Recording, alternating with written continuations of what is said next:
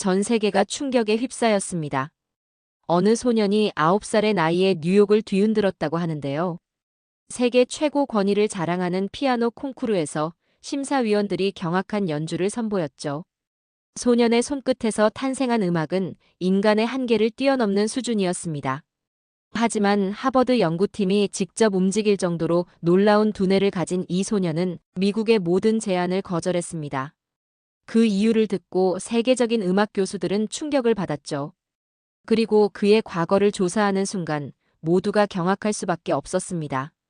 도대체 이 한국 소년에게 무슨 일이 있었던 걸까요?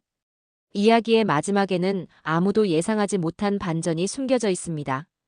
지금부터 그 놀라운 여정을 시작하겠습니다. 딱 1초만요. 구독과 좋아요 꾹 부탁드립니다. 저는 그날의 기억이 아직도 생생합니다.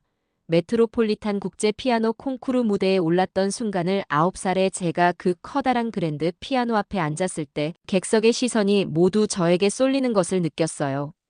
무대 조명이 뜨거웠습니다. 손가락이 피아노 건반 위에 얹어지는 순간 모든 것이 사라졌다고 해야 할까요? 그저 저와 피아노만 남았습니다. 리스트의 초절기교, 연습곡, 어른 피아니스트들도 도전하기 어려운 곡이라고 했지만 저에게는 그저 제 이야기를 들려주는 또 다른 언어였어요. 손가락이 건반 위를 달리기 시작했습니다.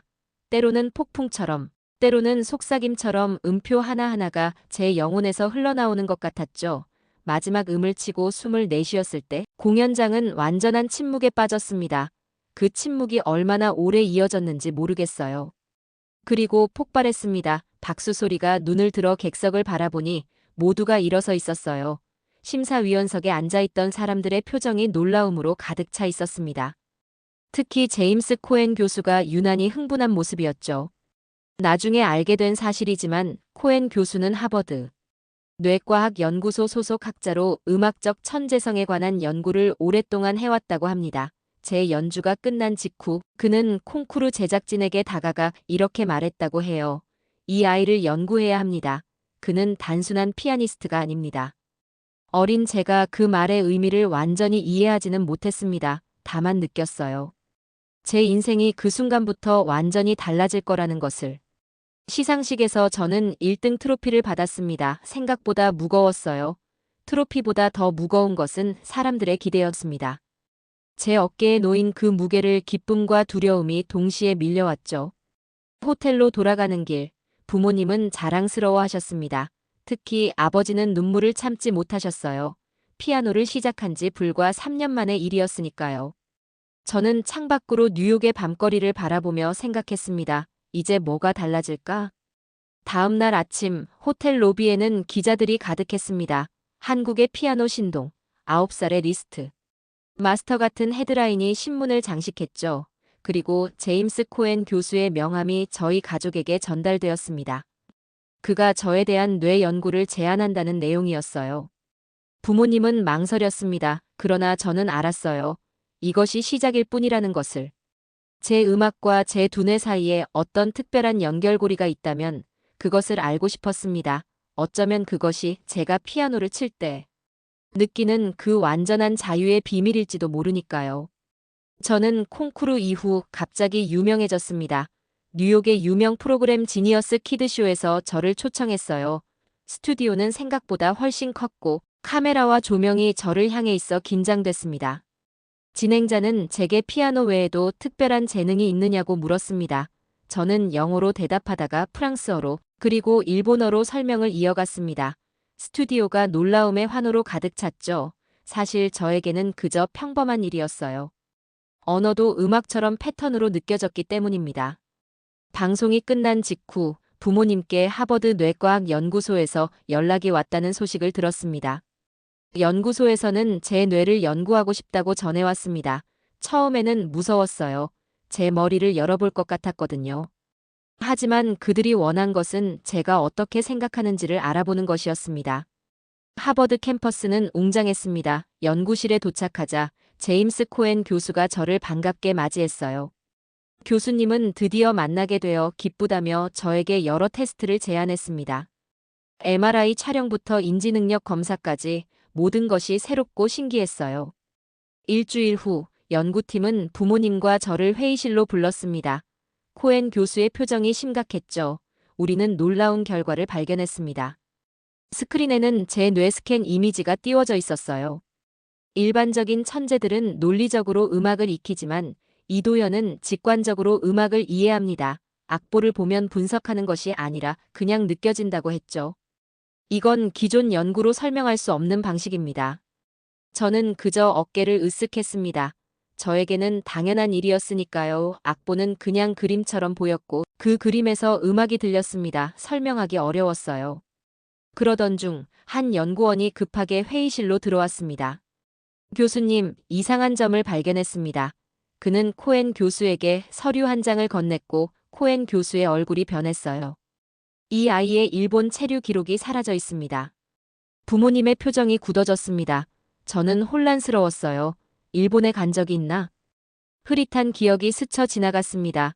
벚꽃이 흩날리는 공원, 흰 가운을 입은 사람들. 연구진은 급하게 추가 조사에 들어갔습니다. 제 과거 자료를 추적하던 중 그들은 충격적인 사실을 발견했어요. 도연은 과거 일본에서 천재 육성 프로젝트에 참여했지만 어느 순간부터 기록이 모두 삭제되어 있습니다. 누군가가 제 과거를 감추고 있었습니다. 하지만 왜일까요? 그때는 알 수 없었습니다. 저는 하버드 연구진과 함께 제 과거의 잃어버린 조각들을 찾아 나갔습니다. 그들은 끈질기게 자료를 모았고 마침내 일본 언론의 과거 기사를 발견했어요. 5년 전으로 거슬러 올라간 기사였습니다. 한국계 천재 소년, 일본 클래식의 미래가 될 것인가? 라는 제목이 눈에 들어왔어요. 기사에는 제 어린 시절 사진이 실려 있었습니다. 낯설면서도 익숙한 얼굴이었습니다. 기사 내용을 읽으며 서서히 기억이 떠올랐어요. 일본의 명문 음악학교에서 특수 교육을 받았던 시간들, 매일 아침부터 밤까지 이어지던 피아노 연습, 흰 가운을 입은 교수들이 저를 관찰하며 메모를 하던 모습. 그때는 어린 나이에 그저 재미있는 게임처럼 느껴졌습니다. 하지만 이상했어요. 그 이후의 기록은 모두 사라져 있었습니다. 제가 갑자기 일본에서 자취를 감춘 이유는 무엇이었을까요? 기억 속의 공백이 답답했습니다. 하버드 연구진은 어머니와의 인터뷰를 제안했어요. 저는 옆방에서 그 대화를 들었습니다. 어머니의 목소리가 떨리는 것이 느껴졌어요. 우리 아이가 재능을 보이자 일본 교수들이 더 적극적으로 나섰어요. 처음에는 좋은 기회라고 생각했죠. 어머니는 천천히 말씀하셨습니다. 일본 음악연구소의 교수들이 제게 더 많은 지원을 약속했던 일. 하지만 그 조건이 일본 국적 취득과 일본식 이름을 사용하는 것이었다고 했어요. 그들은 도현이를 일본이 발굴한 천재로 만들고 싶어 했습니다. 하지만 저는 거절했어요. 어머니의 목소리가 단호해졌습니다. 그 순간부터 모든 것이 달라졌다고 했어요. 지원이 끊겼고 일본 언론은 저희를 배신자라고 비난하기 시작했다고 합니다. 밤중에 위협 전화까지 받았어요. 결국 급하게 짐을 싸서 한국으로 돌아올 수밖에 없었죠. 그제서야 제 기억의 공백이 이해되었습니다. 어린 제게는 너무 갑작스러운 일이었고 저는 그 혼란스러운 기억을 스스로 지웠던 것 같아요. 하버드 연구팀은 충격에 빠졌습니다. 한 예술적 재능을 정치적으로 이용하려 했던 시도. 그리고 그 과정에서 상처받은 한 어린 소년의 이야기를 듣고 그들의 표정이 굳어졌어요. 코엔 교수는 제 어깨를 토닥였습니다. 이제 내 이야기가 더 많은 사람들에게 알려져야 한다. 저는 고개를 끄덕였습니다. 감춰진 진실이 드러나는 것. 그것이 제가 다시 피아노 앞에 설 수 있는 용기가 될 것 같았어요. 하버드 뇌과학 연구소는 제게 정식 연구 대상으로 참여해달라는 공식 초청장을 보냈습니다. 거창한 봉투에 담긴 편지를 읽으며 부모님의 눈빛이 달라지는 것을 느꼈어요. 미국 최고의 대학에서 보낸 초청장이었으니까요. 부모님과 함께 다시 하버드를 방문했습니다. 이번에는 더 많은 교수들이 저를 맞이했어요. 그들의 눈빛에서 호기심과 기대가 느껴졌습니다. 코엔 교수는 회의실에서 저희 가족에게 자세한 제안을 설명했어요. 이도현 군의 두뇌는 보통 사람과 다릅니다. 우리는 그의 사고방식을 연구하고 싶습니다. 교수들은 제 뇌 활동을 분석한 자료를 보여주었습니다. 악보를 볼 때. 제 뇌의 여러 부분이 동시에 활성화된다는 설명이었어요. 보통 사람들은 순차적으로 정보를 처리하지만 저는 음악을 마치 그림처럼 한 번에 인식한다고 했습니다. 이도현에게 특별 교육 프로그램을 제공하겠습니다. 세계적인 피아니스트로 키우겠습니다. 그들의 제안은 매력적이었어요. 하버드의 지원으로 세계 최고의 선생님들에게 배울 수 있고 국제 무대에서 연주할 기회도 많아질 것이라고 했습니다.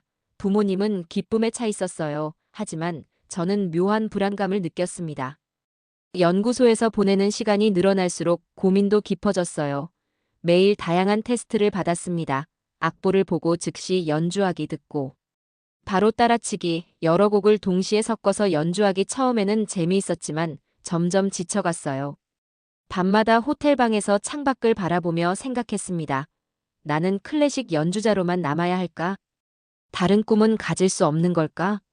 하버드에서의 세 번째 주, 연구실에서 우연히 대화를 엿듣게 되었어요. 이도연의 뇌활동 패턴은 정말 독특해. 이 연구 결과로 논문을 발표하면 큰 반향을 일으킬 거야. 그때 깨달았습니다. 나는 하버드 연구소의 실험 대상이 되고 있구나. 그들에게 나는 피아니스트가 아니라 연구해야 할 특이한 사례였어요. 호텔로 돌아와 침대에 누웠습니다. 천장을 바라보며 생각했어요. 일본에서의 일, 그리고 지금 하버드에서의 상황 다른 듯하지만 어딘가 비슷했습니다. 모두 제 재능을 이용하려는 것 같았어요. 창문을 열고 보스턴의 밤하늘을 바라봤습니다. 별들이 반짝이고 있었어요. 문득 피아노를 치고 싶다는 생각이 들었습니다. 남의 기대가 아닌 오로지 제 마음이 원해서요. 그 순간 작은 결심이 생겼습니다. 나는 누구의 실험 대상도 전시품도 되고 싶지 않다. 그냥 음악을 사랑하는 한 소년으로 살고 싶다. 결국 저는 하버드의 제안을 거절했습니다. 부모님은 놀라셨어요. 세계적인 명문 대학의 제안을 거절한다는 것이 쉬운 결정은 아니었습니다. 하지만 저는 확신이 있었어요. 더 이상 누군가의 연구 대상이 되고 싶지 않았습니다. 어머니는 제게 정말 한국으로 돌아가고 싶은지 물으셨고 저는 고개를 끄덕였습니다. 한국에는 제가 돌아가야 할 이유가 있었어요. 어렴풋이 기억나는 할머니의 모습이었습니다. 인천공항에 도착했을 때 할머니 강영희 씨가 우리를 기다리고 계셨어요. 왠지 모를 위험이 느껴지는 분이셨습니다. 할머니는 저를 꼭 안아주셨어요. 드디어 왔다며 반가워하셨습니다. 나중에 알게 된 사실이지만 할머니는 국악계의 중요한 인물이었습니다. 가야금 명인이자 인간문화재였어요. 부모님은 제 음악적 재능이 할머니에게서 왔다고 생각하셨습니다. 할머니의 한옥에 도착한 첫날, 저는 피아노가 없다는 사실에 당황했어요. 대신 거실 한편에는 긴 악기가 놓여 있었습니다. 가야금이었어요. 저는 피아노가 없냐고 물었고 할머니는 빙그레 웃으셨습니다. 제가 이제 진정한 음악을 배울 차례라고 하셨어요. 다음 날부터 할머니와의 수업이 시작되었습니다. 가야금의 현을 튕기는 법부터 배웠어요. 피아노와 달리 가야금은 현을 직접 만지는 악기였습니다. 처음에는 어색했지만 점점 그 감각에 익숙해졌어요. 할머니는 악보 없이 가르치셨습니다. 손가락으로 음악을 치는 게 아니라 영혼으로 연주해야 한다고 말씀하셨어요. 처음에는 할머니의 말씀이 이해되지 않았어요. 하지만 시간이 지날수록 그 의미를 조금씩 깨닫게 되었습니다. 전통 장단을 배우면서 제 안에 새로운 세계가 열렸어요. 서양 음악의 정확한 박자와 달리 한국 음악은 호흡과 여백이 중요했습니다. 마치 살아 숨쉬는 것 같았어요. 할머니는 음악은 듣는 게 아니라 느끼는 거라고 가르쳐 주셨어요. 그 말씀이 제 마음에 깊이 새겨졌습니다.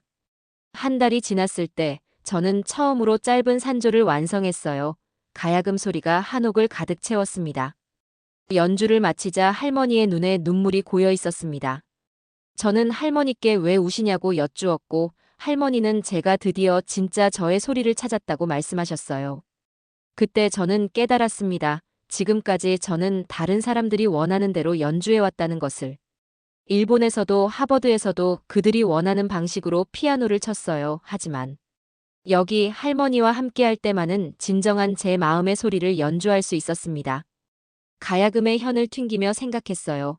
이제 저는 누구의 소유물도 연구 대상도 아닌 그저 음악을 사랑하는 한 소년으로 살아갈 수 있을 것 같았습니다. 그것이 제가 찾던 진정한 자유였어요. 할머니와 가야금을 배운 지 6개월이 지났습니다. 어느 날 피아노 앞에 앉았을 때 제 손가락이 달라진 것을 느꼈어요. 건반을 누르는 방식이, 음악을 느끼는 방식이 완전히 변해 있었습니다. 문득 궁금해졌어요. 피아노와 가야금의 소리를 하나로 만들면 어떨까? 서양의 화성과 동양의 선율이 만나면 어떤 음악이 탄생할까? 저는 작곡을 시작했습니다. 밤낮으로 악상을 발전시켰어요. 피아노에. 웅장함과 가야금의 섬세함을 한 곡에 담으려 했습니다. 처음에는 어색했지만 점점 두 악기가 하나로 어우러지기 시작했어요.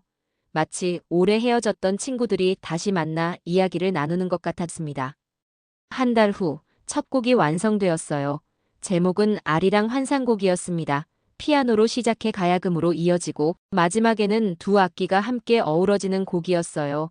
할머니는 제 연주를 들으시고 눈물을 흘리셨습니다. 그것은 누구도 시도하지 않았던 새로운 음악이었어요. 아버지가 제안하셨습니다. 이 곡을 녹음해서 유튜브에 올려보는 게 어떻겠냐고요. 저는 망설였지만 결국 동의했습니다. 아버지는 간단하게 제 연주 모습을 촬영했고 별다른 기대 없이 영상을 올렸어요. 다음 날 아침 놀라운 일이 벌어졌습니다. 영상 조회수가 폭발적으로 늘어나고 있었어요. 전 세계 사람들이 제 음악에 반응하기 시작했습니다. 코멘트가 쏟아졌어요. 많은 사람들이 이건 클래식도 국악도 아니지만 완벽하다고 말했습니다. 일주일 만에 제 영상은 1,000만 뷰를 넘었어요. CNN, BBC 같은 국제 미디어에서 연락이 왔습니다. 그들은 피아노 신동이 만든 새로운 음악에 대해 보도하고 싶다고 했어요. 하버드 연구소에서도 연락이 왔습니다. 코엔 교수는 제 음악이 두 문화의 융합을 통해 새로운 가능성을 보여준다며 축하 메시지를 보냈어요. 가장 놀라운 연락은 일본에서 왔습니다. 예전에 저를 배신자라고 불렀던 그 음악학교에서 공연 제안이 온 것이었어요. 하지만 저는 정중히 거절했습니다. 그들이 원했던 것은 제 진정한 음악이 아니라 그들의 성공 사례를 만들기 위한 도구였기 때문입니다.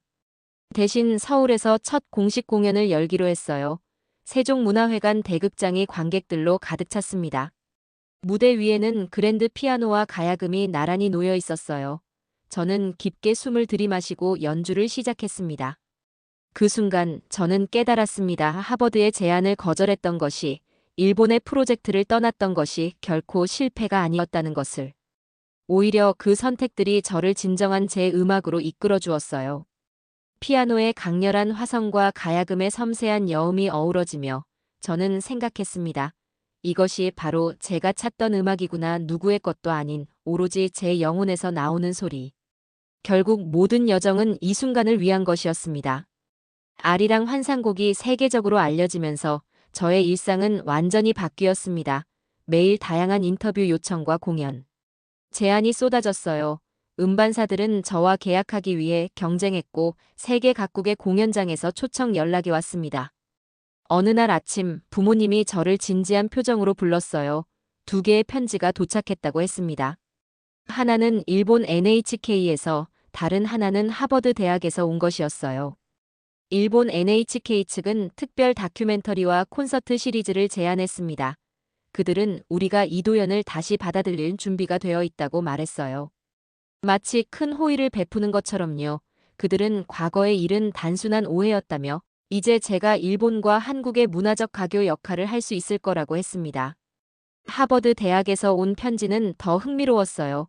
코엔 교수는 제 음악이 두뇌에 미치는 영향을 연구하고 싶다고 했습니다. 동서양 음악의 융합이 인간의 인지 능력과 감성에 어떤 영향을 미치는지 알아보겠다는 제안이었어요. 그들은 제게 특별 연구 과정과 함께 콘서트 투어를 제안했습니다. 부모님은 제 얼굴을 바라보며 물으셨어요. 어떻게 할 것인지를 몇 년 전이었다면 아마 이 제안들의 가슴이 뛰었을 거예요. 세계적인 방송국과 명문 대학의 초청이니까요. 하지만 저는 이제 달라져 있었습니다. 잠시 생각에 잠겼어요. 일본과 하버드, 두 곳 모두 제게 상처를 준 곳이었습니다. 그들은 제가 성공했을 때만 다시 손을 내밀었어요. 그들이 원하는 것은 진정한 제 음악이 아니라 자신들의 명성을 높이기 위한 수단일 뿐이었습니다. 할머니께 조언을 구했어요. 할머니는 미소를 지으시며 말씀하셨습니다. 어디에 가든 내 마음이 가는 곳으로 가라고요. 하지만 내 뿌리를 잊지 말라고 하셨습니다. 일주일 후 저는 두 제안에 모두 정중히 답장을 보냈습니다. 저는 한국에서 제 음악을 하겠다고 말했어요. 여기 한국에서 제 뿌리를 더 깊이 내리고 제 방식대로 음악을 발전시켜 나가겠다고 했습니다. 대신 저는 새로운 계획을 세웠어요. 한국 전통 음악을 현대적으로 재해석하는 프로젝트를 시작했습니다. 젊은 국악인들과 함께 새로운 앙상블을 구성했고 전국의 학교를 돌며 아이들에게 우리 음악의 아름다움을 알려주기로 했어요. 연습실에서 가야금과 피아노를 번갈아 치며 생각했습니다. 제가 거절한 것은 성공이나 명예가 아니었어요. 그저 저를 도구로 보는 시선을 거절한 것뿐이었습니다. 진정한 음악가는 자신의 소리를 찾아야 한다고 할머니께서 가르쳐 주셨으니까요. 창밖으로 보이는 서울의 풍경이 아름다웠습니다. 이곳에서, 제 뿌리가 있는 이 땅에서 저는 진정한 제 음악을 찾아가고 있었어요. 그것은 어떤 연구소에서도 어떤 방송국에서도 찾을 수 없는 소중한 것이었습니다. 제 음악 여정은 예상치 못한 방향으로 발전했습니다. 한국에서의 공연과 음반 활동이 성공을 거두면서 저는 더 큰 꿈을 꾸게 되었어요. 저와 같은 꿈을 가진 아이들이 자신만의 음악을 찾을 수 있는 공간을 만들고 싶었습니다. 21살이 되던 해, 저는 부모님과 할머니의 지원으로 경기도 양평의 조용한 언덕에 세계 최초의 한국형 음악 연구소를 설립했어요. 소리의 뿌리라고 이름 붙인 이 연구소는 전통과 현대, 동양과 서양의 경계를 넘나드는 새로운 음악을 연구하는 곳이었습니다. 처음에는 작은 규모로 시작했어요. 가야금과 피아노, 대금과 바이올린이 함께 어우러지는 실험적인 수업들로 시작했습니다. 학생들은 처음에는 어색해했지만 점점 자신만의 소리를 찾아가기 시작했어요. 그들의 눈빛이 변하는 순간, 저는 제가 올바른 길을 가고 있음을 확신했습니다. 연구소 설립 2년째, 놀라운 소식이 전해졌어요. 하버드 대학에서 공식적인 협력 제안을 해온 것입니다. 코엔 교수는 직접 한국을 방문했습니다. 그는 제 연구소에서 며칠을 보내며 수업을 참관했고 학생들과 대화했어요. 이도현 씨, 당신이 옳았습니다. 코엔 교수가 말했어요. 우리는 당신을 연구 대상이 아닌 동등한 파트너로 모시고 싶습니다. 하버드는 제 연구소와 함께 글로벌 음악 인지 프로젝트를 제안했습니다. 이는 음악이 인간의 뇌와 정서에 미치는 영향을 연구하는 국제적 프로젝트였어요. 이번에는 제가 주도적인 위치에서 연구 방향을 결정할 수 있었습니다. 동시에 일본 도쿄대학과 독일 베를린 필하모닉에서도 협력 제안이 왔어요. 세계가 이제는 한국의 음악을 새롭게 바라보기 시작한 것입니다. 제가 거절했던 과거의 제안들이 이제는 평등한 협력 관계로 돌아왔습니다. 연구소 설립 5주년 기념일, 저희는 특별한 콘서트를 열었어요. 소리의 뿌리 학생들과 세계 각국의 음악가들이 함께 무대에 섰습니다. 국악기와 서양 악기가 어우러진 화음이 공연장을 가득 채웠어요. 그 순간, 제 눈에 눈물이 고였습니다. 객석에는 할머니가 앉아 계셨어요. 할머니의 눈빛에서 자부심을 읽을 수 있었습니다. 그리고 옆자리에는 코엔 교수와 전 세계에서 온 음악가들이 있었어요. 그들은 더 이상 저를 연구 대상이나 천재 소년으로 보지 않았습니다. 그들에게 저는 새로운 음악의 창시자였습니다. 공연이 끝난 후 저는 할머니께 다가가 손을 잡았어요. 할머니는 잔주름이 깊어진 얼굴로 미소 지으셨습니다. 도현아, 이제 내 소리가 세상에 울려 퍼지는구나. 오늘의 사연 어떠셨나요? 좋으셨다면 구독과 좋아요로 응원 부탁드립니다. 구독자님의 가정에 행복만이 가득하시길 바라겠습니다. 감사합니다.